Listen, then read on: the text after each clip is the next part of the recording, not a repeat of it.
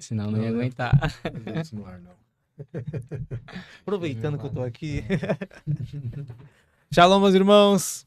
Começamos mais um podcast Sola Gratia. Então já aproveita, se inscreve no canal, ativa o sininho, porque hoje o tema é muito bom. Vamos lá. Graça e paz, meus irmãos, é isso aí. Hoje o papo vai ser bom, edificante. Falaremos sobre os prejuízos do adultério. Para tratar esse tema está conosco, mais uma vez, o pastor, grande homem de Deus, Fabiano Faia. Pastor, seja bem-vindo. É um prazer estar com vocês aqui para a gente falar desse assunto. E não parece, mas é um assunto muito corriqueiro, porque infelizmente isso acontece muito nos nossos dias na igreja. E é muito importante nós falarmos desse assunto. Então, muito bom estar aqui com vocês. Obrigado por essa participação. E vamos aí cooperar com o reino de Deus aí. Amém, pastor. Mais uma vez quero lhe agradecer por estar aqui com a gente, falando mais um assunto muito importante, né? Pessoal, inclusive no outro podcast que o senhor veio, o pessoal gostou demais, né? Mas temos novos inscritos e para quem não te conhece, se apresenta para esse pessoal, fala um pouco de você, quem você é. Bom, se você quiser me seguir no canal do YouTube, eu tenho um canal aí, Fabiano Faia, meu nome, você me encontra pelo meu nome. Tem um canal da nossa igreja, Atalaias Church. Inclusive a nossa igreja, sou pastor da igreja ali na Penha, na rua Salomão Dana, número 98, na Vila Buenos Aires. É uma travessa da Avenida São Miguel, na altura do 1500. Temos culto lá de quarta-feira, às 20 horas, e de domingo, às 9 da manhã e às 18 horas. E é isso aí. No Instagram você pode me encontrar também no Instagram, Fabiano Faia, _Atalaias, e também o Instagram da igreja, Atalaias Church. Perfeito. Pastor, então vou começar te fazendo uma pergunta aqui sobre o adultério. E a primeira pergunta que eu quero te fazer é: pastor, por onde começa o adultério?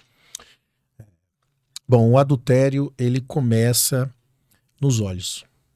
Ele começa na cobiça, ele começa no enfraquecimento espiritual, em primeiro lugar. Isso para o cristão, no caso, né? O cristão que comete o adultério é o enfraquecimento espiritual. O ser humano, ele tem uma natureza caída. Todos nós temos aquilo que a Bíblia chama de concupiscência.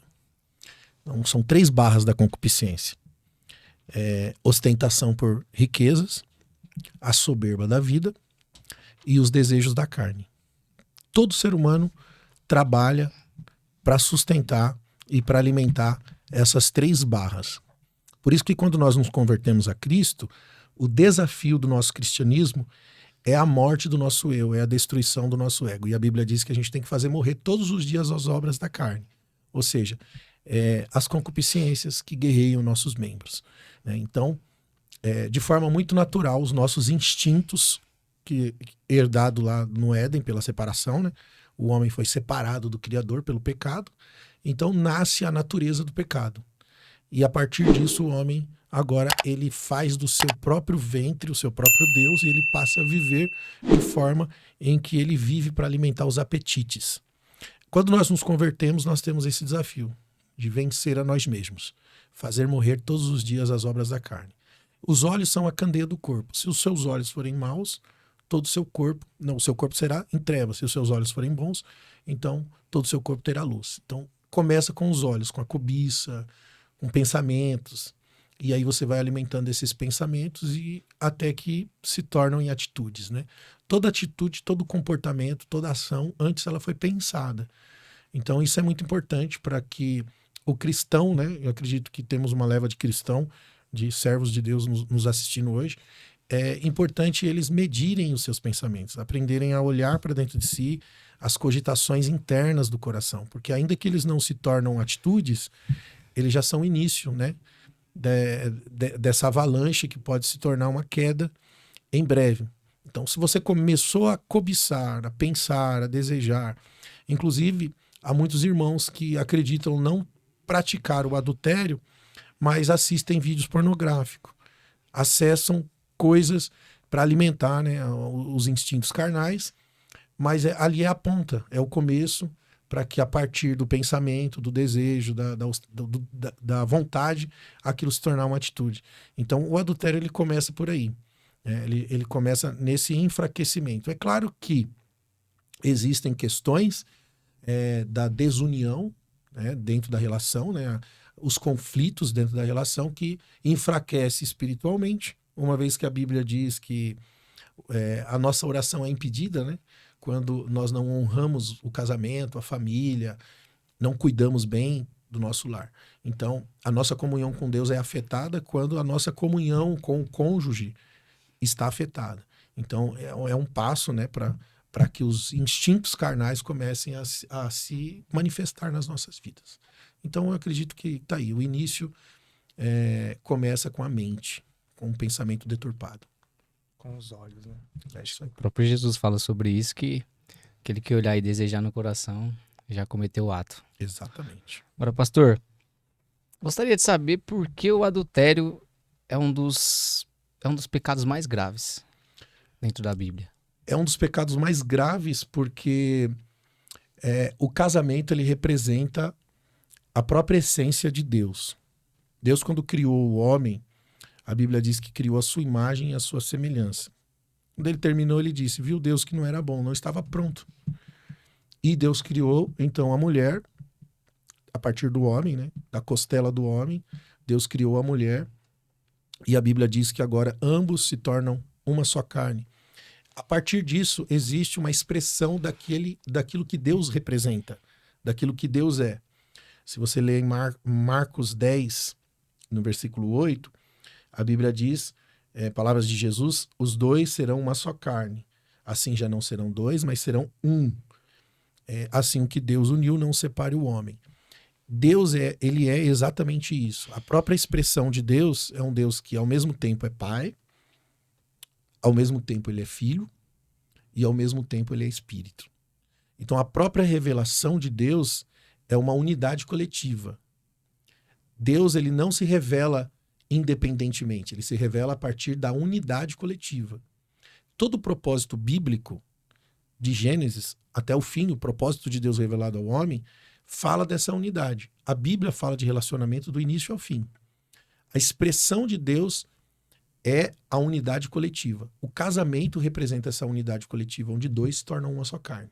Por isso que você vai ler isso lá em Efésios, capítulo 5, ali mais ou menos a partir do versículo 22 em diante, Paulo faz um comparativo entre Cristo e a igreja, o homem e a mulher, o marido e a esposa, né?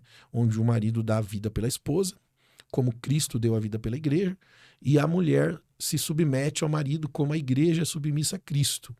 Então ele faz essa comparação, dizendo, esse é um grande mistério, refiro-me, porém, entre Cristo e a igreja. Então, o casamento é a revelação da unidade de Cristo e a igreja. Por isso que o adultério ele é tão grave nas Escrituras, porque ele representa a deturpação da imagem de Deus. Ele representa a destruição daquilo que Deus é. Né? É transformar a verdade em mentira, conforme Paulo escreve em Romanos capítulo 1. É se tornar a aberração, né, e abominável diante de Deus. Então, o adultério ele é muito grave diante de Deus, porque Deus criou o casamento para expressar Ele mesmo. É muito interessante, porque a pessoa que adultera, por exemplo, né, que é como você falou aí, é um dos pecados mais graves aí que a gente tem. Porém, como que a pessoa deve se comportar? Por exemplo, eu adulterei, como que eu devo me comportar em questão do arrependimento? Eu devo pedir perdão somente para Deus? Eu devo falar para minha esposa? Como que funciona isso? Bom, pela gravidade desse pecado. Certo. A pessoa que reconhece o pecado na sua vida, né, ela precisa ter um arrependimento sincero. Louvado seja Deus quando a própria pessoa confessa, né, sem que seja descoberto ou descoberta no seu erro. Isso prova que existe o verdadeiro arrependimento, mas às vezes nem sempre acontece assim. O arrependimento, ele precisa ser genuíno diante de Deus, né, em primeiro lugar, para que a pessoa realmente possa se apropriar da graça de Deus, porque existe perdão para qualquer tipo de pecado. Aliás, não existe nenhum pecado acima da cruz de Cristo.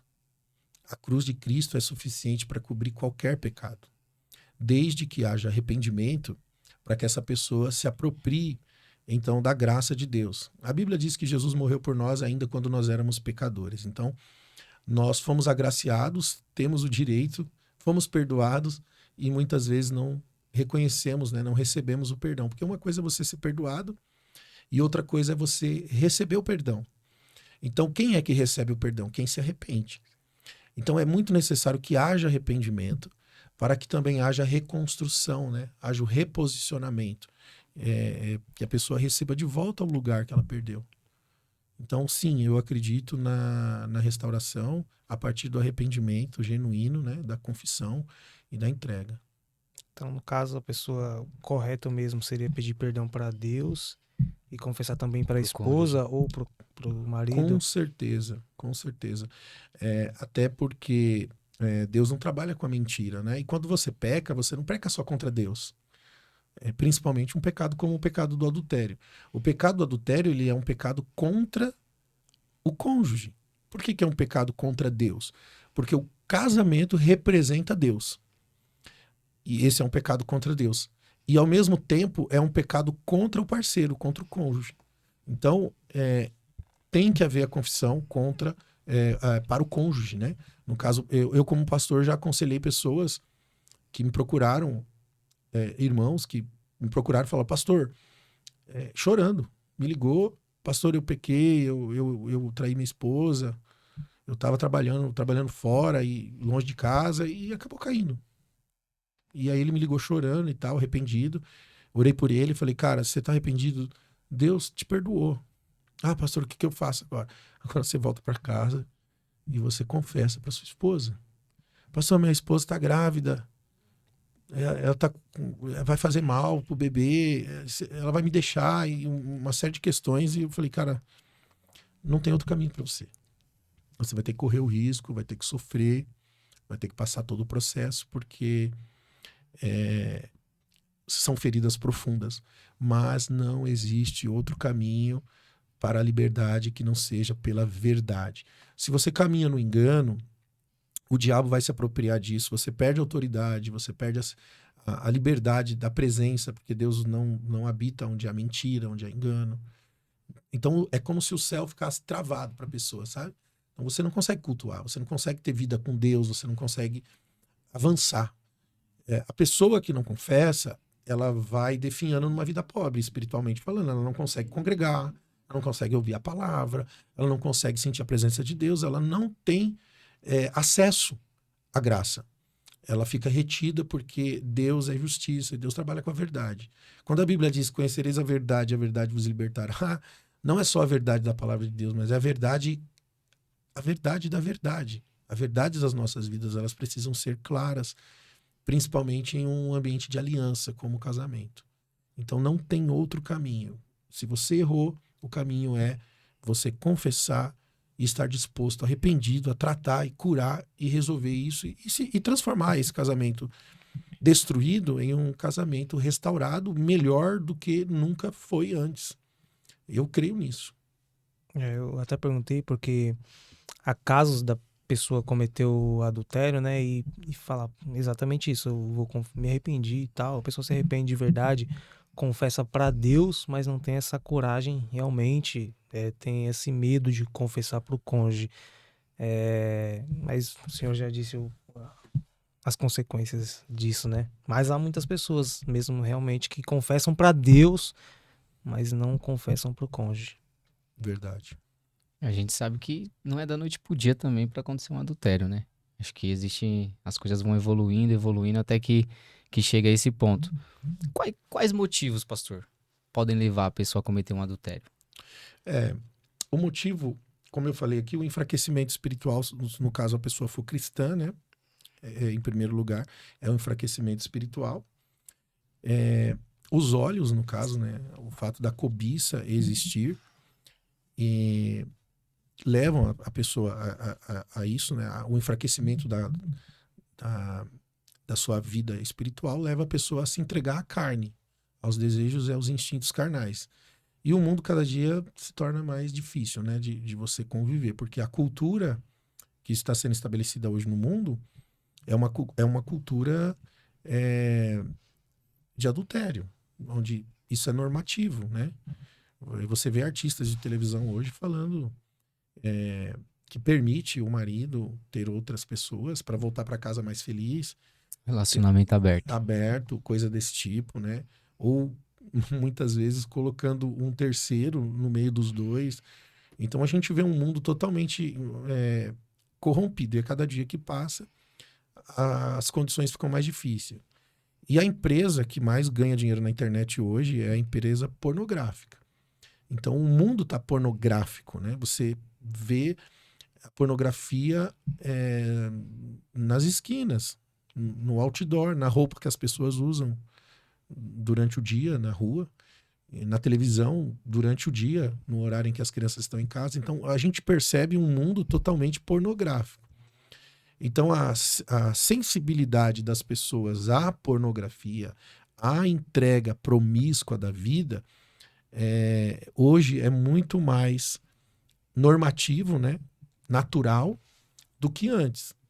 Então, a igreja ela precisa se posicionar. Nós que somos cristãos, e existem muitos casos hoje dentro da igreja que levam a isso, e se a gente for falar assim, o que leva ao adultério, eu acredito, em primeiro lugar, que é o enfraquecimento da vida com Deus.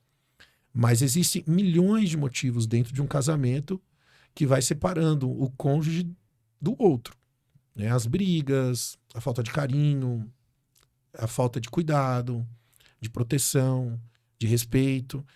E ali eles vão se tornando apenas companheiros de casa, né? De prédio, de estadia. E não tem nenhuma comunhão. Então, isso com certeza também leva a um passo das pessoas quererem viver uma vida secularizada. Essa vida individualizada também corresponde muito para que haja adultérios, como, por exemplo, individualidades, a vida separada, né? Eu tenho minhas coisas, o cônjuge tem as suas, tenho meu dinheiro. Que é meu, que é seu, é Que é seu. seu, é seu, meu tempo, minha privacidade. Então, no casamento não pode ter privacidade, né? Não pode existir privacidade. Dois são uma só carne. Né? Então, são motivos, são razões, são portas abertas para possibilidades do adultério. E uma pessoa que, por exemplo, a pessoa adulterou, tá lá em adultério, mas não contou pra ninguém, não se arrependeu, não contou pra Deus, né? Tá lá escondida. Como que ela se comporta? Quais os comportamentos da pessoa que está em adultério?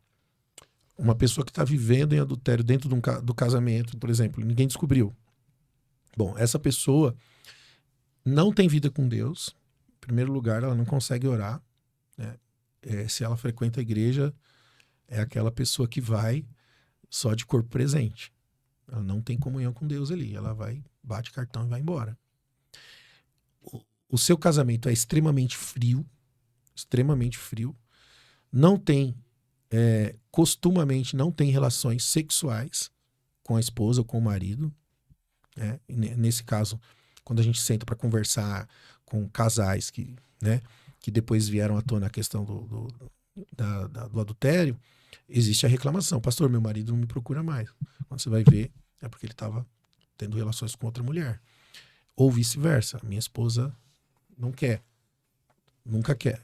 E ela estava tendo relações com outro homem. Então, o sexo, ele é, sim, um mediador muito importante para saber como que está, né, dentro do comportamento de um casal que está vivendo em adultério, um deles estão vivendo em adultério, a relação sexual é afetada. Isso é uma das coisas de prioridade, porque quando a pessoa está se entregando a outra pessoa, o relacionamento dentro de casa já não é mais interessante. Então você vê essa separação, esse é o comportamento que a pessoa tem diante do adultério, né, em que ela está vivendo. É uma pessoa que esconde o celular, põe senha no celular, não deixa. Então, por exemplo, o cara vai no banheiro, ele leva o celular, tranca a porta, ele não deixa o celular em lugar nenhum. Você não vê o celular em canto nenhum. Tá sempre com a pessoa. Não, num casamento normal, onde não tem isso, né? Você esquece o celular na bolsa da esposa, Num casamento normal, a esposa esquece o celular lá no quarto, enquanto o marido tá lá deitado, fazendo alguma coisa. Tá lá, tá tudo normal. Não tem nada para esconder. Mas em um casamento onde alguém está vivendo em adultério, está escondendo alguma coisa, o celular é uma das coisas, assim, que hoje as pessoas podem ficar de antena em pé. É que se o celular não sai do bolso, da mão dessa pessoa, e se o marido pega esse celular, isso cria um assombro na outra pessoa, ela fica preocupada ou ele fica preocupado, alguma coisa errada tem. Perfeito, vai dando alguns sinais, né? Esconder isso aqui é o principal deles. Mas, pastor, agora a pessoa começou a apresentar esses sinais, infelizmente caiu. E aí? Pra quem comete o adultério, tem perdão? Não tem? Como funciona? O perdão existe. Antes de você pecar, esse perdão já estava disponível para nós. O perdão de Deus, ele foi oferecido na cruz por Jesus Cristo. E como eu falo, não existe pecado maior que a cruz de Cristo, desde que haja arrependimento genuíno, né? A pessoa caiu, se arrependeu, ela tem que confessar, conforme a Bíblia diz, quem confessa e deixa alcança a misericórdia. E só deixa quem está arrependido de verdade. A pessoa que deixa é a pessoa que está arrependida. O arrependimento, ele é uma tristeza profunda sobre o dano causado, sobre o mal cometido. O arrependimento, ele significa a vergonha que a pessoa sente de si mesma por ter feito coisas que fez. É o repúdio que a pessoa tem de si mesma. Esse é o verdadeiro arrependimento. E a pessoa que se arrepende, ela não pratica novamente. Ela não volta no mesmo lugar. Porque existe uma diferença, né, do remorso e do arrependimento. A pessoa muitas vezes tem remorso porque foi descoberto no seu pecado, não deu certo o que estava fazendo, gerou-se um prejuízo com aquilo, então a pessoa sente o remorso, sente tristeza, sente vergonha, e muitas vezes é confundido com arrependimento. O arrependimento não. O arrependimento, a pessoa, ela está disposta, ele está disposto a fazer o que for preciso para reparar o erro cometido. Ele faz o que é preciso. Normalmente, quando uma pessoa é descoberta, ou é descoberto no adultério, a primeira opção que a pessoa dá é o seguinte: vamos separar, vamos acabar. Não tem arrependimento. A primeira opção que a pessoa tem é desistir, porque não vai dar certo, a gente vai viver assim, brigando, o outro vai ter ciúmes, vai desconfiar o tempo inteiro, então se for pra gente viver assim, é melhor separar. Então você vê sinais de uma pessoa que não está arrependida, está triste, porque foi descoberto, ou seja, o seu plano deu errado, frustrou, e procura um caminho de saída, né, que é a separação, para poder continuar vivendo naquilo que foi descoberto. Uma pessoa arrependida é a pessoa que se volta para o outro e diz: eu faço o que for preciso para reparar o meu erro. Eu aceito qualquer condição para restaurar a nossa família. Essa é a diferença. Então, se arrepender não é apenas confessar com os lábios. Se arrepender não é apenas a confissão com os lábios, mas é a confissão do coração. E a confissão do coração, ela é sincera, ela é cheia de esforços, sacrifícios, né? Por isso que o evangelho que nos convida ao arrependimento, ele também nos convida a negar a nós mesmos. Ele também nos convida a carregar a nossa cruz. Ele também nos convida a uma vida sacrificial, por amor a Jesus, por amor àquele que pagou o preço por nós. E quando nós padecemos alguma circunstância ruim, alguma adversidade na nossa vida, a verdadeira fé nos leva a olhar para a glória de Deus e dizer: as tribulações do tempo presente não se pode comparar com a glória que será revelada. Ou seja, a graça que eu recebo com o perdão que eu recebi diante de Deus, né? E agora eu estou falando de evangelho, mas isso pode ser comparado com o casamento também, porque deveria ser esse mesmo sentimento de uma pessoa perdoada, porque uma pessoa que está sendo perdoada pelo cônjuge deve valorizar essa pessoa ao ponto de estar disposto a entender que qualquer adversidade do tempo presente não está para se comparar com a graça de ter sido perdoada. Uma atitude de algo que é imerecido, que é imperdoável, mas foi recebido por alguém por amor, e que não é fácil. Então, O verdadeiro arrependimento, ele expressa entrega sacrificial da própria vida para reparar o erro. Glória a Deus. Maravilhoso. E a pessoa comete o adultério, a pessoa se arrepende e a pessoa confessa pro cônjuge: olha, cometi esse pecado, eu caí, tô aqui te pedindo perdão, tô disposto, né, a fazer qualquer coisa para restaurar isso. Porém, o cônjuge é obrigado a confiar novamente, a ter aquela... Perdoar significa confiar novamente? Essa é a pergunta. Bom, o perdão na prática, no final, é dar a outra pessoa o mesmo lugar que ela tinha antes de te ferir. Esse é o perdão no final. Mas isso não acontece assim. A confiança, ela é reconquistada. Ela tem que ser reconstruída. Porque nós precisamos entender que a pessoa traída, ela foi ferida com feridas muito profundas. Feridas tão profundas que foi feito um análise psicológico. Os traumas causados pelo adultério é comparado aos traumas de um soldado que sobreviveu a uma guerra e que voltou para casa. Então, uma pessoa que passou por uma traição, ele vive traumas gravíssimos, difíceis. Então, essa confiança, ela precisa ser reconstruída. E aí a gente volta para aquilo que eu falei agora na pergunta anterior. O perdoado, ou melhor, o que está perdoando, né, no caso, ele tem que estar disposto, o perdoado, aliás, tem que estar disposto a fazer o que for preciso. E a pessoa que está sendo dando o perdão, né, no caso, está sendo agraciada com o perdão, dando graça para outra pessoa, essa pessoa, ela está dando a vida dela para outra pessoa. Então, o que está sendo perdoado, ele precisa enxergar com as lentes sacrificiais.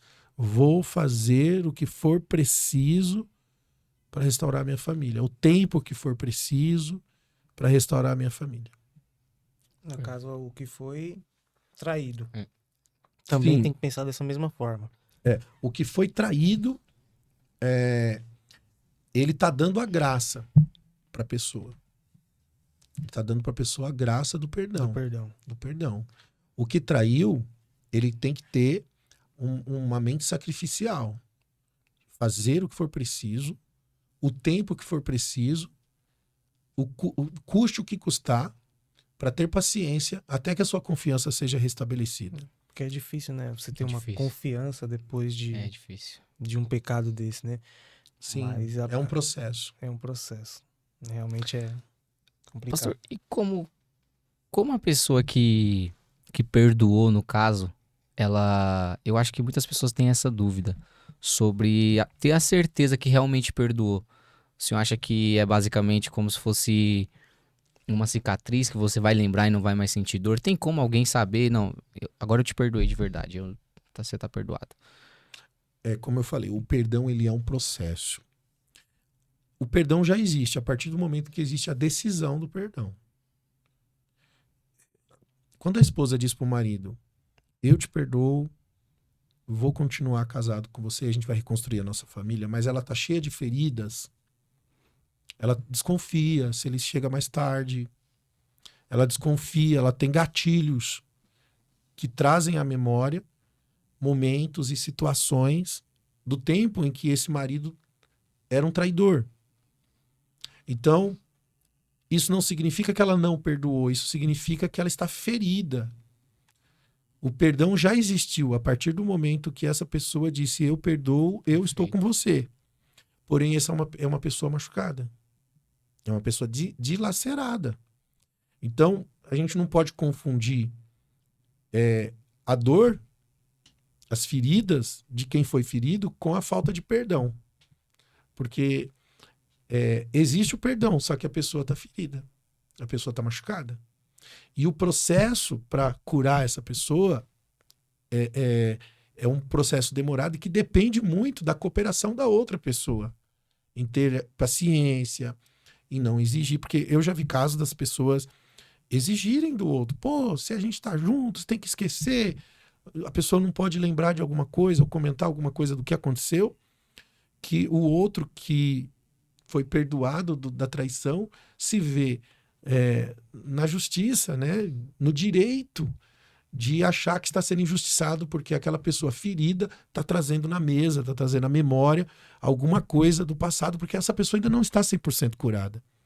Então falta às vezes na mente do traidor entender a gravidade do mal, do peso que ele causou para a esposa, ou vice-versa. Então a pessoa não tem essa dimensão do mal que foi causado a outra pessoa. Por isso que, às vezes, muitos acabam cobrando o direito do perdão. Fala, pô, se você me perdoou, é importante. É claro que é importante, a gente orienta as pessoas a não colocarem o passado na frente de novo. Esquecer o passado. Então, tudo isso é aconselhado, a gente tem que ministrar isso, ensinar, aconselhar. Mas nem sempre isso acontece com facilidade, porque a pessoa está cheia de feridas.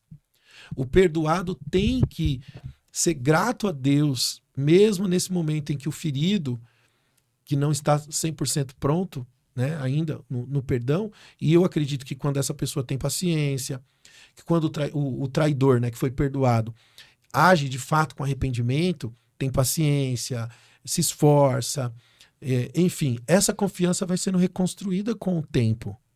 Vai sendo reconstruída com o tempo, vai chegar um momento que essas dores, essas marcas da desconfiança já não vão mais aparecer. Mas é um processo demorado. E é claro que existem algumas consequências também para quem comete esse pecado, né? No caso, para quem foi perdoado. Eu acho que essa daí que o senhor explanou já entra nesse conjunto de consequências, né? Deve ter mais, né? Com certeza muitas tem. Consequências. As consequências, com certeza, são um tempo muito tenebroso, difícil na família, né? Porque ele vai ter que lidar com a reconquista. Essa é a verdade. Então, foi perdoado, mas agora vai ter que lidar com a reconquista. A consequência de perder a confiança, de não ter mais a confiança do marido, da esposa, por conta dos seus erros, é uma das consequências. Mas essas consequências não se arremetem só ao momento da relação. Dependendo de casos, né, essas consequências elas vão mais longe, né? Da exposição, da vergonha, os filhos, querendo ou não, a família inteira, se tem filhos, né? E essas situações são abertas, né? Que na maioria dos casos são. Você vai lidar com problemas psicológicos na família, nas crianças, no geral. Então, as consequências, elas sempre existem. Aquilo que o homem planta, o homem colhe. Por isso que é importante o arrependimento, para que a pessoa receba a consequência. Receba a consequência glorificando a Deus, né? Aceitando e se posicionando para que ela seja digna novamente diante de Deus de receber, né, um tempo aceitável. Exato. E falou de consequências, né? E tem igrejas, por exemplo, que são bem rígidas nesse caso, que se uma pessoa comete adultério, se arrepende, tudo, confessa, fala com o pastor, por exemplo, se for uma pessoa de púlpito, ela já não, mesmo que se arrependeu, tem igrejas que, beleza, a consequência é que você não exerce mais funções eclesiásticas na igreja, não sobe mais em púlpito, e às vezes a pessoa não quer contar por causa disso. Por causa disso. E eu acredito assim, que nesse caso, eu não chamaria nem de consequência, eu chamaria de necessidade. Porque uma pessoa que prega, que ministra e comete, né, o adultério, além de pecar contra a esposa e contra Deus, ele também está pecando contra a igreja nesse caso, né? E não deveria nem estar pregando. Mas você está num processo de restauração da sua família, de restituição do casamento, nesse caso, por exemplo. A pessoa trouxe à tona a situação e precisa de cura e restauração na família. Essa pessoa não deveria estar ministrando mesmo. Não porque é um castigo, mas porque eu preciso entender que eu preciso munido de Deus, de pessoas, de amor, de ministrações. Não eu estar dando isso, uma vez que eu não estou pronto para dar. No momento que eu estou ferido, no momento que eu estou desapropriado dessa função. Eu não tenho autoridade para isso agora. Eu preciso de cura, de restauração. E no tempo certo você se posiciona novamente. E eu nem chamo isso de consequência. Eu acho que isso é uma necessidade. Se afastar do altar ou de coisas desse tipo, porque Deus não está preocupado com o que você faz para ele. Deus está preocupado com você. O que Deus ama não são as coisas que a gente faz para ele. Deus ama a gente. Né? E se nós não estamos bem, né? Então a prioridade seria o quê? Estarmos com Deus. Que aí seria um outro assunto quando a gente entra nesse debate eclesiástico, né? De exposição, de igreja. Eu, por exemplo, eu sou contra esse tipo de pronunciamento. Fulano está em disciplina e tal. É como se você tirasse a pessoa do cargo e restituísse daqui uns meses, vai. Mas tem igreja que nem restitui. Bom, nem restitui. Perde. A pessoa realmente ela fica manchada para sempre. Vira um né? membro comum. E na verdade todos são pecadores, né? Todos têm o mesmo potencial, a mesma capacidade de cometer erros e cometem. Né? Às vezes a pessoa não comete adultério, mas ela comete outros tipos de pecado. Então a igreja se torna religiosa nesse caso, aí é um outro assunto, mas eu sou da seguinte opinião. Se eu tenho um obreiro na igreja e ele se desviou, né, caiu, sei lá, a minha última preocupação é puni-lo, né? Deveria levá-lo para minha casa e falar, cara, agora eu vou cuidar do seu coração, vou te abraçar, vou ministrar você e tal. Óbvio que ele não vai pregar mais, óbvio que ele não vai exercer nenhuma função, mas eu vou cuidar. Você está entendendo? Vou abraçar, vamos proteger essa pessoa e é claro que essa pessoa não vai nem pensar, se preocupar com o que faz na igreja, né? Mas vai entender essa necessidade de ser curado primeiro. Então eu acho que às vezes os valores são meio invertidos, né? Por isso que muitas pessoas acabam se desviando da igreja. E escondendo o pecado, né? Por causa disso. Escondendo com medo, né? Da punição, no caso. Né? E não de alguém que pode tocar na sua intimidade e te ajudar a se levantar. Exatamente. Pastor, a Bíblia também fala que Deus odeia o divórcio. Né? E, por exemplo, uma pessoa foi traída, né? Teve um adultério ali no casamento. A Bíblia, ela abre espaço para um divórcio, para uma separação?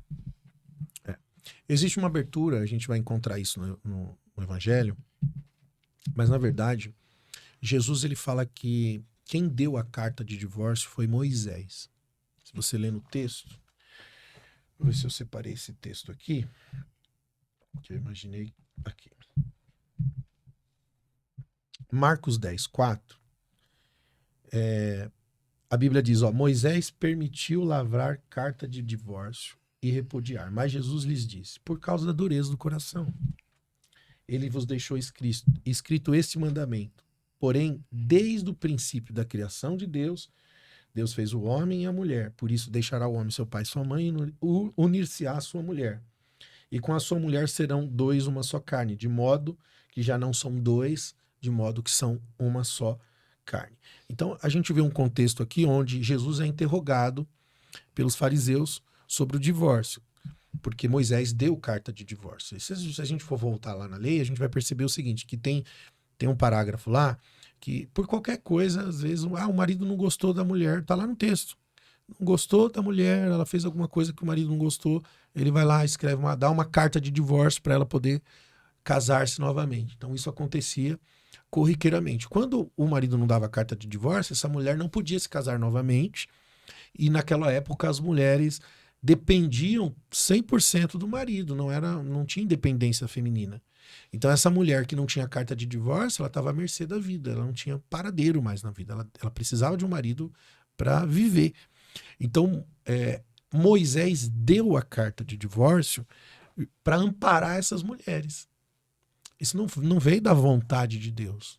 Não veio da vontade de Deus. Isso veio por uma necessidade política, né, administrativa de Moisés. Tanto que Jesus traz para a origem. Fala, olha, não era assim desde o princípio. Ele traz lá para Gênesis, da origem do casamento. serão dois, uma só carne. Já não são dois, são um. Então, não era para ser assim. Quando a gente olha os princípios do evangelho, por exemplo, a Bíblia diz, se você não perdoar o seu irmão, o que acontece com você?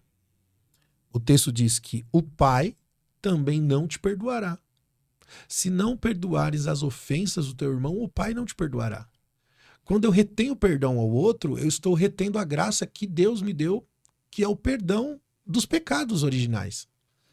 O pecado natural. Então, eu tenho a obrigação de perdoar. Por mais que... o que pode acontecer é que, por exemplo, o marido comete adultério, ele é descoberto e ele não tem arrependimento. Ele quer seguir a sua vida abandonando a esposa, e isso chama repúdio, né? Essa mulher não tem o que fazer, porque o marido abandonou depois do ato de adultério, né, para seguir a vida que ele escolheu para seguir. Então, essa pessoa, ela está livre para viver a sua vida, casar-se novamente, né? Enfim, mas não é o plano de Deus. O plano de Deus é sempre o caminho do perdão. Então, eu sempre digo, quando existe arrependimento no coração do traidor, nós temos o outro tem a obrigação bíblica, moral, diante de Deus, de perdoar. É claro que, né, quando a gente entra nesse assunto, adultério e coisa e tal, casamento, a gente vai entrar numa série de questões onde religiosamente você vai perceber muitas linhas de pensamento. Como, por exemplo, tem gente que fala, não, a pessoa só pode ter um casamento. Se ela tiver o segundo casamento, já não existe, é pecado e tal, e não tem perdão diante de Deus. Então tem gente que vai por essa linha de pensamento que é totalmente fora da Bíblia. É como se você colocasse o pecado acima da cruz. Então existem pessoas que cometem erros de percursos, que muitas vezes esses erros são irreparáveis. Essas pessoas têm arrependimento no coração, elas reconhecem os seus erros. Às vezes as pessoas olham para trás e elas não podem fazer mais nada. Sobre tudo que errou, que fez, às vezes é irreparável. Mas isso não significa que essa pessoa está desabilitada a seguir em frente, a viver e ser aceita por Deus, enfim, ou se relacionar novamente e ter uma família. Não, eu não vejo nenhum tipo de proibição assim, segundo a Bíblia. Apenas algumas interpretações que, para mim, as pessoas se equivocam em algumas interpretações e isso acaba colocando o pecado acima da cruz. Como um pecado imperdoável. Né? Como se fosse imperdoável. Então, a gente tem um trabalho de homens lá na igreja e eu digo para eles assim, né? Porque a gente lidar com muitos homens que estão no segundo casamento, às vezes tem homens que, né, no terceiro casamento que não deu certo. E aí, quando você vai ministrar, a gente vai ministrar esses caras, e eu preciso dizer para eles, cara, se você não reconhecer que o errado é você, do primeiro que não deu certo, do primeiro casamento que não deu certo, você olhar lá atrás e falar assim, esse casamento que fracassou, que deu errado, é culpa minha. Porque normalmente os caras jogam a culpa na ex-mulher. E diz, não, tinha uma mulher problemática, não sei o quê, agora Deus me abençoou. Como se lá atrás Deus não tivesse abençoado. O problema é que Deus sempre abençoou. Nós é que amaldiçoamos com o nosso pecado, com a nossa ação, com a nossa rebeldia, com a nossa falta de comprometimento com Deus. Então, se você não se arrepende lá atrás, esse arrependimento genuíno, você vai continuar cego aqui nesse relacionamento, esse casamento sem fruto, sem graça. Né? Agora, se você enxerga lá atrás o errado e você desenvolve o arrependimento dos seus erros, porque ninguém erra sozinho, a outra pessoa errou com você, mas você cooperou para que isso acontecesse, e se você enxerga os seus erros e mata no peito e diz assim, eu estou errado, eu não lutei, eu não fiz por onde, eu não caminhei pelas vias corretas, eu sou o responsável por isso, e aí de repente você está no segundo casamento e achando que esse aqui é o bom, esse aqui agora eu estou vivendo a promessa. Não, você está enganado. Está redondamente enganado, e um dia a gente vai prestar conta diante do tribunal. E o que nós vamos prestar conta diante? São as verdades literais da nossa vida. São as verdades do nosso coração que nós vamos prestar conta. As intenções. Deus vai julgar as intenções dos homens. As motivações do nosso coração. Tem muita gente que fez muita coisa errada com a motivação certa e Deus cuidou dessas pessoas. E como tem muita gente fazendo a coisa certa, com a motivação errada, e foi reprovado diante de Deus. Há o texto em que Jesus disse, naqueles dias muitos dirão, Senhor, mas não entrarão no reino. Mas dirão, Senhor, eu curei, eu profetizei, eu fiz sinais, eu preguei em seu nome. E esses vão ouvir do Senhor, eu não vos conheço, vós que praticais a iniquidade. E eu pergunto para você, é iniquidade pregar o evangelho? É iniquidade curar enfermos? É iniquidade expulsar demônios, fazer sinais em nome de Jesus? Não, as pessoas vão dizer não. Só que iniquidade para Deus é a motivação com que você faz, porque você pode estar fazendo tudo isso com uma motivação distorcida, e diante do juízo de Deus, quando chegar naquele dia, ele vai julgar as motivações do coração do homem. Então não adianta, por exemplo, eu estar aqui vivendo um segundo casamento feliz, né, abençoado. Por que que tá melhor agora? Ah, porque você teve experiências de dores, de fracassos que você viveu e que isso tornou você uma pessoa melhor, uma pessoa mais habilitada para lidar com os problemas ali na frente, talvez você está melhor. Mas quando você enxerga esse casamento aqui à frente como se ele fosse a bênção de Deus e o anterior que deu errado como se fosse o engano, aquele casamento não era de Deus, não era para ser, porque a outra pessoa que estava errada, a outra pessoa que não funcionava, a outra pessoa que não cooperava, não era a pessoa ideal para mim. Então você está se enganando a si mesmo e você vai pagar o preço por isso no dia do juízo de Deus. Sua vida se trava. Agora, quando nós temos um arrependimento genuíno e nós desenvolvemos isso na consciência, isso nos torna pessoas maduras. Pessoas maduras também são pessoas que não têm orgulho, não tem dificuldade para reconhecer o seu pecado, reconhecer os seus erros, os seus fracassos. Então, isso faz de você um verdadeiro arrependido, apto para continuar, e não só para continuar, para de repente ser uma referência para a família. Você passou por caminhos destruídos, você falhou, você errou, você fracassou. Eu gosto de uma frase de um pastor que dizia que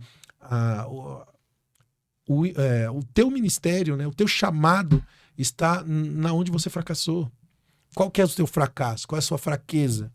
Pô, ali é a plataforma onde Deus vai levantar você com o ministério. Então o cara tinha problema com as drogas. Aí Deus cura esse cara. O que ele vai fazer agora? Agora ele vai restaurar outras pessoas que eram drogadas. E ele, com testemunho de alguém que foi restaurado das drogas, ele vai pregar para essas pessoas e restaurá-las.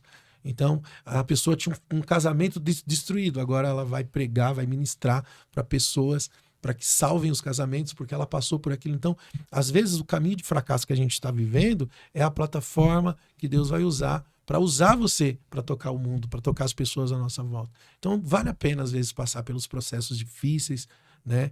Mesmo que, como a restauração de uma família que passou pelo adultério e é difícil realmente reconstruir isso, mas vale a pena. A pessoa se sente na necessidade, né, de ajudar outras pessoas que estão passando pelo mesmo problema que ela passou. Né? Sim. E o senhor falou na questão de difícil reconhecer o erro. Isso vem lá do início, né? Desde o Éden, quando Adão falou, foi a mulher que você me deu. E quando já tirou dele da reta. E quando Eva falou, foi a serpente. Então, nenhum dos dois também assumiu o erro ali. A falta de arrependimento é o maior sinal do distanciamento de Deus. E a gente percebe isso porque Adão caiu, né? Adão caiu, ele se distanciou. Deus, quando visitou o Éden, ele se esconde. Quando Deus visitava o Éden antes da queda, Adão não se escondia, Adão não se cobria com folhas, ele não tinha vergonha da sua nudez. Ele se cobre porque agora a sua nudez se tornou uma coisa maliciosa no coração dele que estava caído. Então, a falta de arrependimento e de reconhecimento dos próprios erros é um dos maiores sinais do afastamento de Deus, do distanciamento da presença de Deus. Tanto que quando a gente vai ver os momentos de avivamento que a igreja viveu na história, foram momentos de arrependimento, de entrega, de humilhação, de reconhecimento do pecado. Avivamento é arrependimento dos pecados. É verdade. Eu achei interessante na sua fala, pastor, sobre o divórcio, que mesmo a Bíblia dando respaldo pro divórcio, essa não é a vontade de Deus. Eu achei muito interessante. Agora, o senhor acha que isso aqui, a gente está no mundo da tecnologia hoje, né? No mundo das redes, no mundo bastante tecnológico. O senhor acha que com tanta diversidade de redes assim, é um perigo para se cometer um adultério? É uma espécie de porta aberta ali para que aconteça? É uma porta aberta, sim. O celular, você fala, né? Isso. O celular é uma porta aberta. Hoje nós temos redes sociais e nós temos comprovações, né, de pesquisas. Mais de 60% dos divórcios foram causados por causa das redes sociais. As redes sociais são a porta onde muitas pessoas que não estão alinhadas dentro de casa, porque esse alinhamento que a gente fala, onde dois são um e tal, e existe a cumplicidade, a unidade, isso é muito difícil. Isso acontece com a vida com Deus. Quando isso não acontece, a porta está aberta, né? Tem gente que não peca por falta de oportunidade. As redes sociais, elas são a porta aberta para a oportunidade. Então, ali você... Por exemplo, eu tentei instalar um TikTok, né? Que ficou febre e tal.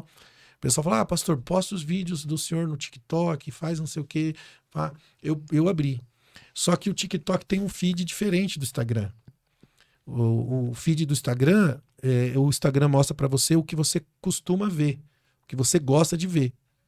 Então, se o cara gosta de ver coisas sobre culinária, receita, você liga no feed ali, só tem isso.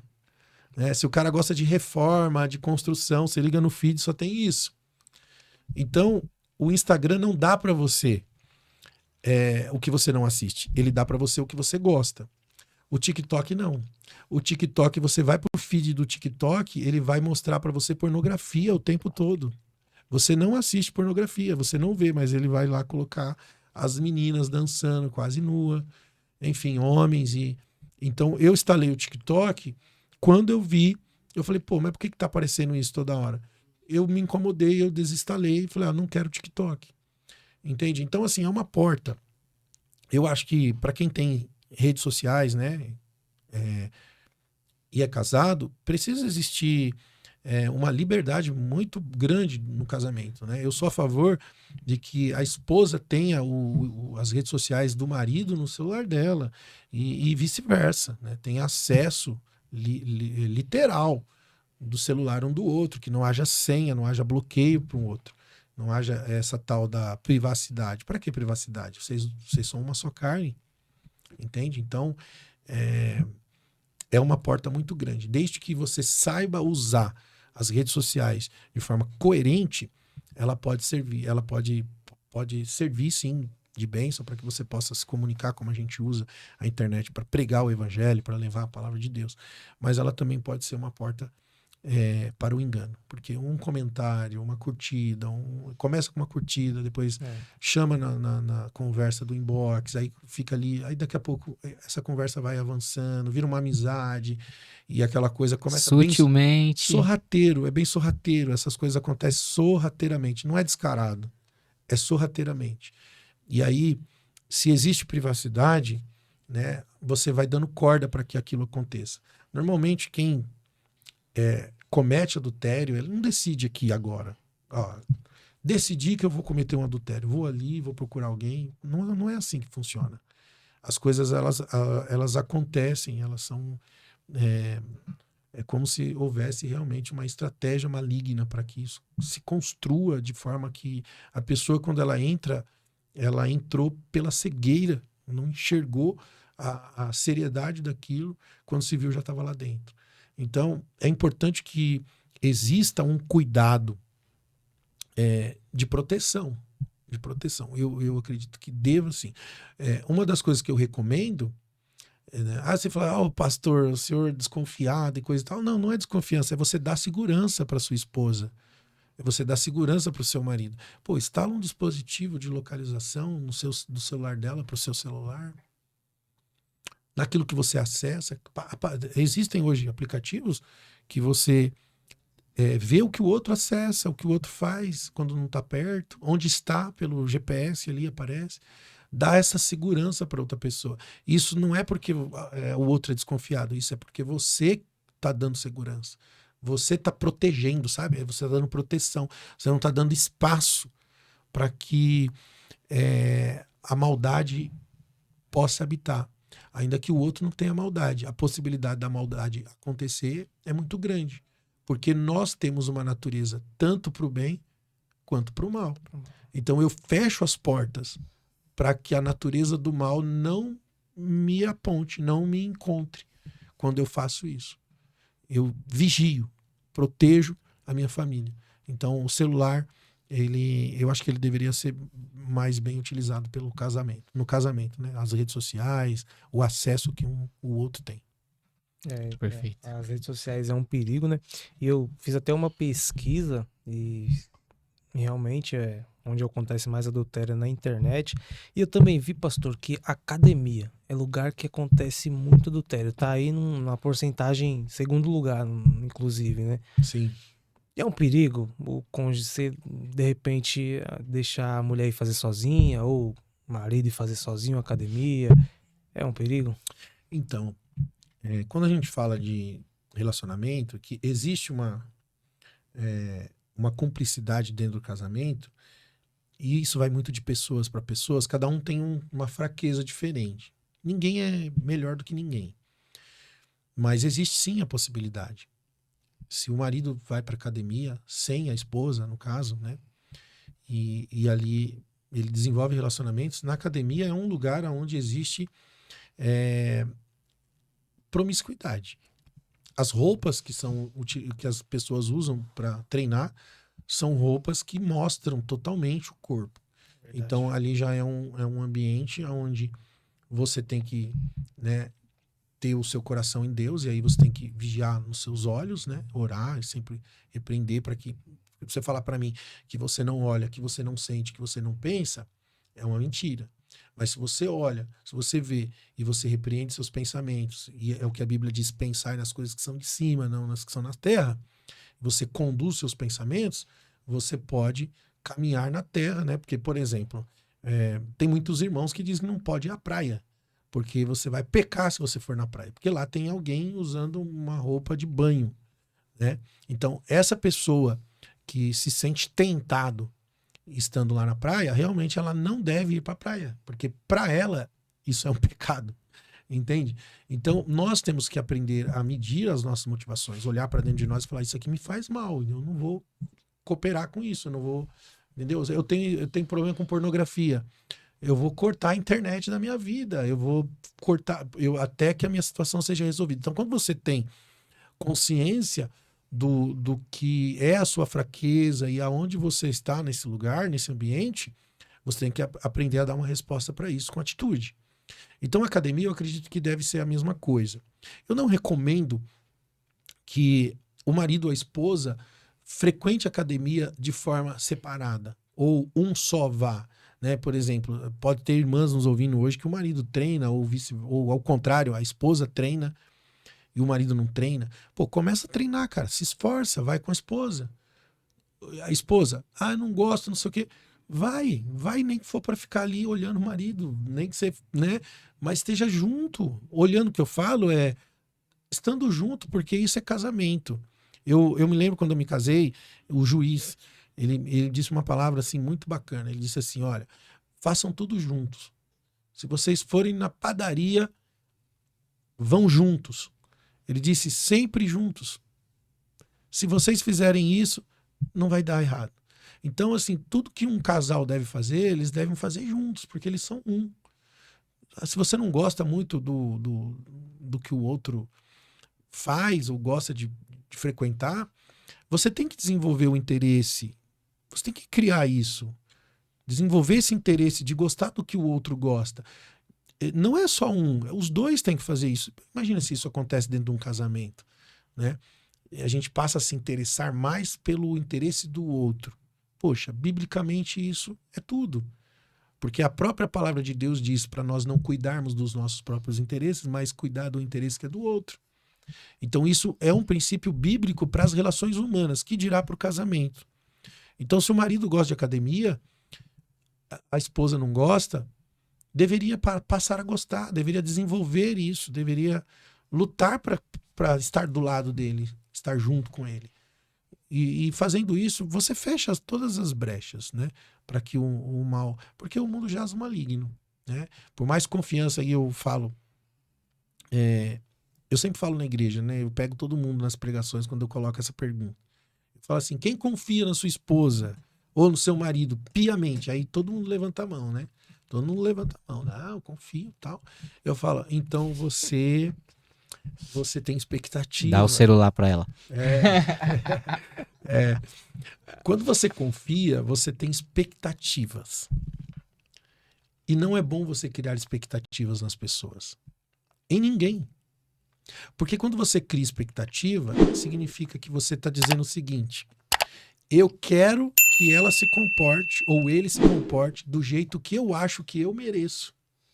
Então você cria uma expectativa de comportamento, de resposta, de ação sobre a outra pessoa. E quando essa pessoa errar, o que vai acontecer quando você tem expectativas? Se frustrar. Você vai se frustrar. Então, diferente de você ter expectativas no cônjuge, você tem que ter esperança. Ter esperança é diferente de ter expectativas. Então é errado eu dizer assim, eu confio que essa pessoa nunca vai errar comigo e tal. Você está tendo expectativas. Se você tem esperança, você diz ainda que essa pessoa possa errar comigo, seja lá qual for esse erro, eu tenho esperança na mudança pelo coração que eu conheço, que ele tem ou que ela tem, sabe? Então quem tem esperança acredita até mesmo na mudança do possível erro da outra pessoa. Isso te dá força para você lutar e restaurar a sua família e não desistir. Entende? Quando você tem expectativa, você diz, eu não perdoo, não tenho, não consigo, não dá. Aí entra a tal dureza do coração do homem, né? E essa dureza do coração é fruto de imaturidade, é fruto de distanciamento de Deus, é fruto da carne, porque não é o fruto do Espírito. Entende? Então, se você tem esperança, você luta pelo outro até o fim. Perfeito. Pastor, existem alguns indícios que a gente consegue averiguar para saber se existe um potencial para ocorrer o adultério? O potencial para a ocorrência do adultério é a frieza na relação. É o distanciamento. É quando a pessoa não tem mais interesse de estar junto, de estar perto. Quando ela não faz mais questão da sua presença. Ali é um potencial ao adultério. Porque se a pessoa não quer a sua presença, não faz questão de estar junto com você, não é um potencial. Nós somos seres que têm carência emocional. E se ela não tem mais, ou se ele não tem mais o suprimento no coração do cônjuge, ele é um potencial a ser preenchido por outro ou por outra. Entende? Então, quando existe esses sinais da frieza, da separação, da individualidade, meu celular, meu dinheiro, minha vida, minhas coisas, entendeu? São sinais que apontam para a possibilidade, sim, do adultério.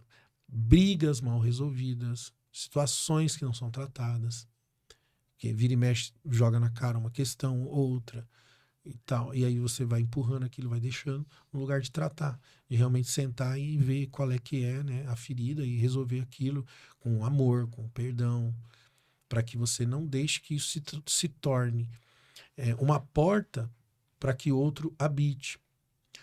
A falta de sexo. A Bíblia diz que a esposa não deve negar o corpo ao marido, porque o corpo dela é dele. Porque se ela fizer isso, ela está permitindo que o marido seja tentado ocasionalmente pelo diabo. E vice-versa. O corpo do marido também é da mulher.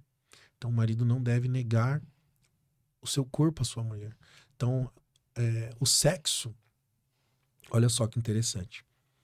Nós enxergamos o sexo de forma promíscua, de forma natural, por causa da natureza humana, a natureza caída do homem, por causa da concupiscência do desejo.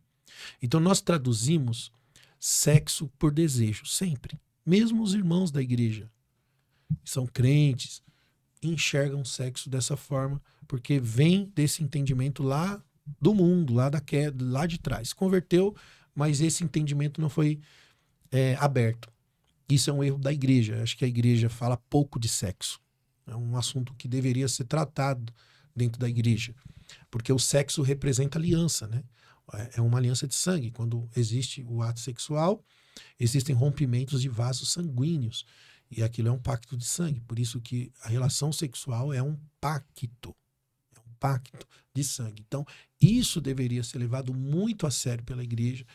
Nós deveríamos ensinar mais sobre isso, porque o princípio sexual hoje está mais ligado a desejo do que aliança. Quando um casal faz sexo, eles estão celebrando o matrimônio. Isso diante de Deus. Por isso que imaculado é o leito sem mácula, né? Venerado é o leito sem mácula. Esse ambiente, né? A cama de um casal é um altar. É um lugar de entrega. E representa um altar, porque é um lugar de pacto. Então, quando nós entendemos sexo de forma promíscua, eu faço sexo quando eu tenho vontade. Tem mais a ver comigo do que a ver com o outro. Quando eu entendo o sexo no ambiente da aliança e a minha esposa me procura ou tem desejo por mim, ela me quer, no ambiente da aliança, eu quero servi-la. Mesmo que eu não tenha vontade. Mesmo que eu esteja cansado. A minha preocupação, isso dentro de uma cultura do reino de Deus, né? Porque se você for olhar toda a cultura relacional na Bíblia, é priorizar o outro, é servir, é entregar, é dar ao outro o lugar de honra. Enfim, se você aplica isso também dentro do casamento e também enxergando as relações sexuais dessa forma, quando o marido procura a esposa se sente honrada, feliz, amada, porque eu tenho um marido que me deseja.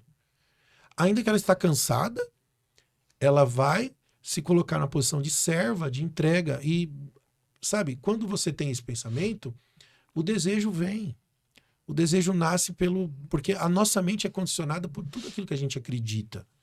Então você trabalha a sua mente para construir um pensamento, um formato de vida. Então, pensamentos se tornam em sentimentos e emoções.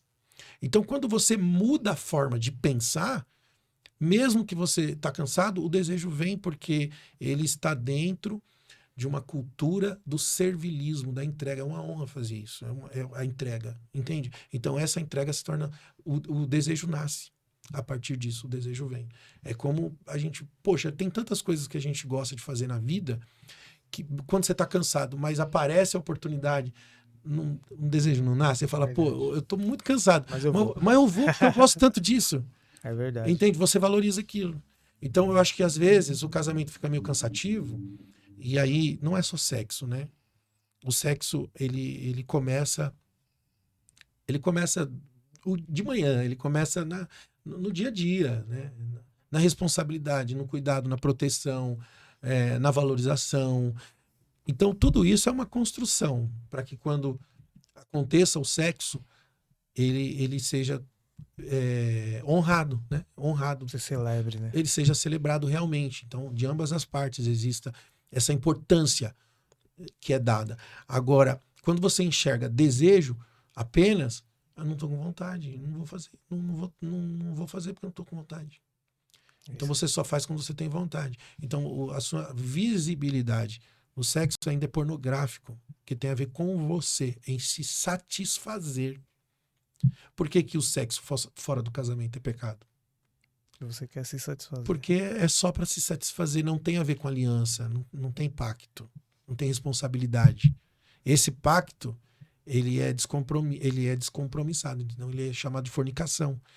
Então ele não tem a entrega da vida. Não são dois se tornando uma só carne, de fato, na vida. São dois satisfazendo-se a carne. Então, ali se torna pornográfico, prostituído, deturpado. Então, o sexo dentro do casamento, ele é maravilhoso. Então, a falta do sexo é o maior indício, né? O maior indício da queda desse casamento.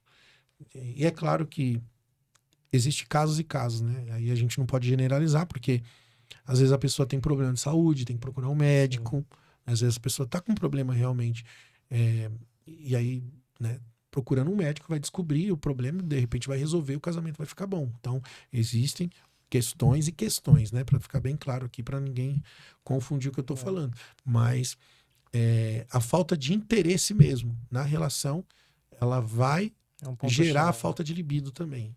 E isso é uma coisa a ser observada. Amém, pastor.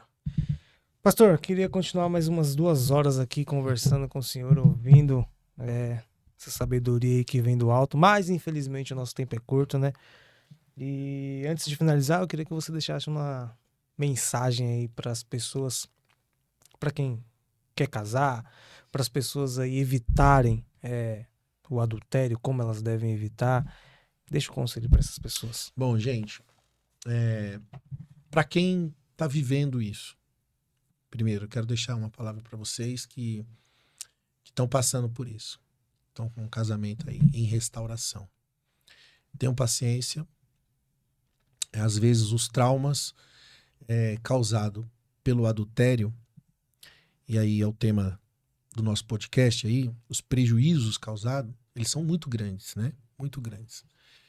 A reconstrução total pode demorar muito tempo. Talvez mais de anos, né? Para que isso seja reconstruído. E você tem que estar disposto realmente a se esforçar para permanecer. E aí eu falo para quem errou, ter paciência, ter amor e olhar com gratidão para outra pessoa que te perdoou. Tentar se colocar no lugar do outro, né? Para que você se analise se você seria capaz de perdoar também o que a outra pessoa fez, para que você possa valorizar a outra pessoa de modo que você tenha paciência e lute para que o outro seja curado, né, com o tempo. Se esforce para isso. E a vida com Deus é o melhor lugar para que você possa reconstruir isso. Sabe o que faz um homem confiar na sua esposa ou a sua esposa confiar num homem? É o quanto esse homem ou essa mulher ama Jesus. Porque se você amar a Jesus, se a minha esposa ama Jesus e eu olhar para ela e ver o quanto ela é apaixonada por Jesus, eu vou confiar nela, porque para ela me trair, ela vai ter que trair Jesus primeiro. Então, quer reconstruir a confiança no seu casamento, se apaixone por Jesus, se entregue para Jesus e deixe o seu cônjuge ver a sua vida com Deus. Que você seja a luz da glória de Deus na vida dele, e essa confiança será restituída, será reconstruída, com certeza ela será reconstruída.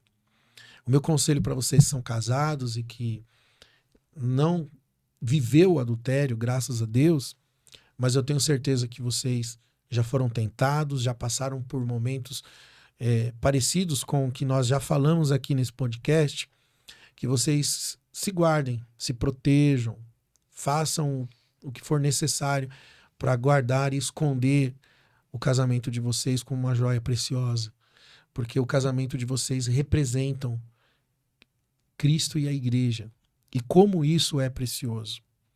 E que nós estamos debaixo de uma cultura do divórcio, onde é normal o divórcio, onde as pessoas já casam pensando, se não der certo, a gente, né, segue em frente, a fila anda, como diz o ditado. Que vocês fujam desse tipo de argumentação, de pensamento, porque isso se torna cultural no nosso meio, quando nós vamos nos acostumando com algumas teorias. Que essa teoria seja uma das abomináveis aos seus olhos, porque ela é abominável diante de Deus. A Bíblia diz que Deus odeia o divórcio. E se Deus odeia o divórcio, pense que ele é abominável diante de Deus. E que não é porque Deus abomina que Deus não perdoa. Deus perdoa se houver arrependimento e disposição de mudança. E se você errou, você não foi rejeitado, você não foi excluído. você só está sendo convidado a um reposicionamento na sua vida, onde você tem que entregar a sua vida de forma sacrificial para a reconstrução de tudo aquilo que você perdeu pelos prejuízos das suas atitudes. E eu deixo também uma palavra aqui para os jovens que estão namorando ainda, ou que ainda estão à procura de alguém, que pretendem casar-se. Casamento, ele deve ser visto como algo para sempre. Então, quando você for casar-se, você realmente tem que fazer isso com a plena convicção, não na empolgação da vontade. As pessoas me perguntam qual é a idade perfeita para casar-se. É melhor viver um pouco, ir lá na frente com mais maturidade? Eu digo que não. Eu acredito que o casamento, a pessoa jovem, é o melhor momento para que ela se case. Quanto menos experiências emocionais você tiver, a Bíblia fala da mulher da sua mocidade. Não é assim que a Bíblia fala? Para você cultivar a relação com a mulher da tua mocidade. Porque quando você tem muitas relações, isso acaba afetando os seus instintos nas relações. Então, uma pessoa que teve vários relacionamentos, ela tem dificuldade de discernir, de enxergar, e inclusive na área da promiscuidade. Vários parceiros sexuais. Há um estudo psicológico feito que uma mulher, por exemplo, que teve vários homens, ela tem dificuldade de ser uma boa mãe. Então, existem muitas coisas que afetam os nossos instintos quando existe essa deturpação nas relações humanas, quando existem muitos rompimentos, várias alianças, a vida da pessoa vai se tornando bagunçada e as relações vão ficando cada vez mais difíceis de serem sustentadas. Então, quando você se casa com a mulher da sua mocidade, né, e você pode cultivar isso, falar assim, ter orgulho no coração de só ter tido uma pessoa na sua vida, e dizer assim, eu tenho orgulho sim, não porque eu não tive vários parceiros, mas porque você se guardou das experiências traumáticas, dos rompimentos, das dores, das frustrações, e você pode manter uma aliança diante de Deus, e isso é maravilhoso. Isso é maravilhoso. Então, que vocês guardem o coração de vocês, mantenham-se puros diante da presença do Senhor e casem o mais rápido possível. Glória a Deus. A melhor idade é essa, o mais rápido. Não tenham vários relacionamentos, não se envolvam com várias pessoas, por isso que você não tem que tentar. Eu vou tentar com fulano. Não tenta não, vai para dar certo. Se não for para dar certo, se você tem dúvida, não embarca, não entra na zona da carência, porque quem atira para todos os lados vai vivendo experiências traumáticas o tempo todo e isso vai impedir você. E aí, de repente, chega a pessoa certa, a pessoa ideal para você, você não tem capacidade psicológica, emocional, você é um frustrado, é uma frustrada, uma pessoa, sabe, que já passou por tantas coisas, e sexualmente também, porque a pessoa passa a fazer comparações sexuais, porque teve tantos parceiros, aí a pessoa... Então, isso é horrível. A melhor coisa que você pode fazer, jovem, é você se guardar para uma pessoa só e quando isso acontecer for para sempre. Tá bom? Amém. Amém, pastor. Deus abençoe. Amém. Mais uma vez eu quero agradecer aqui a sua presença. Muito obrigado, pastor, por esse tempo de qualidade aqui que tivemos, né? Muitas perguntas foram respondidas. Então, muito obrigado, pastor, por mais esse programa, mais esse podcast. O senhor está aqui com a gente, fazendo a vontade de Deus, né? Também quero agradecer a minha esposa que está ali atrás das câmeras, né? Aproveitar e agradecer ela. Muito obrigado. Beleza. Eu quero deixar também um anúncio para vocês. Pessoal que me segue no meu canal, ainda não está no ar no nosso canal, mas vai entrar. Eu vou colocar esse podcast lá no nosso canal. Irmãos, vocês que me seguem o Sola Gratia, tá bom? Amém. Seguem os meninos aí, o canal deles, que é bênção de Deus. Tem outros podcasts lá, temas importantes aí, que é bênção para vocês. Tá bom? Amém. Amém. Deus abençoe. Amém, muito obrigado. Pessoal, vocês, né, que ficaram com esse conteúdo incrível, conteúdo que às vezes a gente fica cheio de dedos aqui para falar porque é um pouco difícil, né? Mas o pastor veio aí com a sabedoria de Deus e como na Reforma Protestante não foram as minhas palavras ou as palavras dele, mas sim a palavra de Deus. Sola Escritura, Sola Fide, Soli Deo Glória, Solus Cristo, Sola Gratia.